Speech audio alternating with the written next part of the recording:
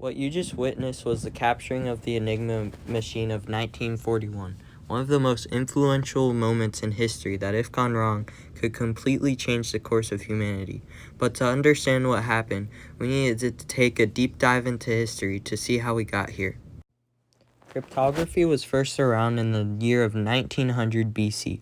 Some iterations of cryptography include the Caesar shift cipher, which was used by the Roman army, the skytail, which was a simple code used by the Spartans, and many other types. These were used as hidden languages, which would later help in future battles and wars. The year was now 1919 and World War I just ended. The world was in a turmoil and many countries were in bad shape. They were low on resources and supplies. Many different militaries were trying to make their own codes so that other countries could not crack the code if they were planning a secret attack. Also, so that they could communicate with their allies to tell them what their next step was on an attack. This is when Arthur Scherbius had the idea of creating his own machine. After several years of improving, 1923 rolled around, and the machine had finally been completed and patented. It was being sold and many countries could have taken advantage, but none did. This caused it to struggle in the beginning and be deemed a failure. But this was not the end. With little to no support around it, the Enigma was quietly worked on and many variants were made. These include the 1924 glow lamp Enigma, which had a lot of reliability problems with the print wheel and type bars. They were also ridiculously expensive. The 1926 commercial Enigma, which had improved usability because it was a lot easier to use. The 1928 Zollwerk Enigma, which had an advanced wheel turnover mechanism driven by cogwheels rather than pawls and levers. The 1930 Enigma Z, or more specifically, the Enigma Z30. These variants would only work with numbers. It was short-lived and was only sold very few times.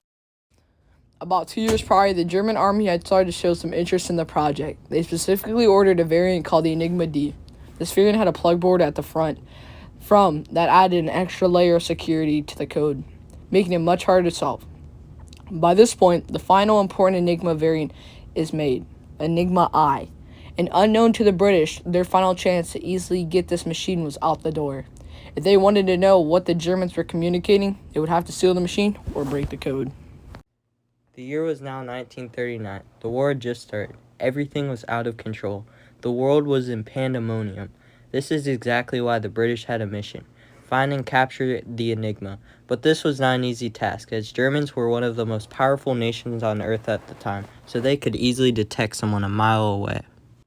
This name of this project was Ultra, which had many missions to win World War II, but one of them was about the Enigma. They were going to try to steal a code, and Germans would no longer be able to send secret messages. Here was their plan. They would go up to a German ship in a raft and a Nazi flag on top. They would pretend to be supply droppers. Then, while inside of the ship, they would suddenly turn and start shooting and killing all the Germans in the ship and take all the codes. Of course, there was many things that could go wrong with this plan. Any British ship could mistake them for a German supply dropper and launch missiles or other weapons at them. The Germans could realize they are fake and kill them. They could get into the ship and start killing, but get shot. They could even finish the killing, but have destroyed the codes. So there was a lot that could have gone wrong, but they need to proceed anyways. Now that you know the context, here is a video from the beginning in its entirety.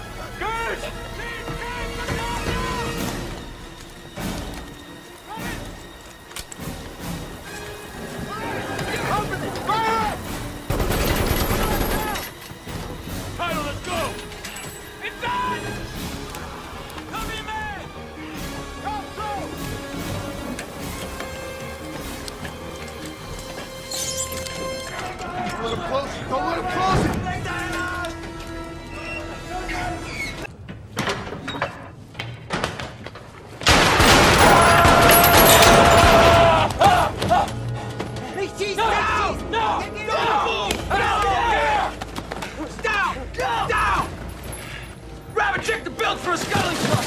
Give me your weapon! Move, sailor, move! Aye, sir! God damn it, stay there!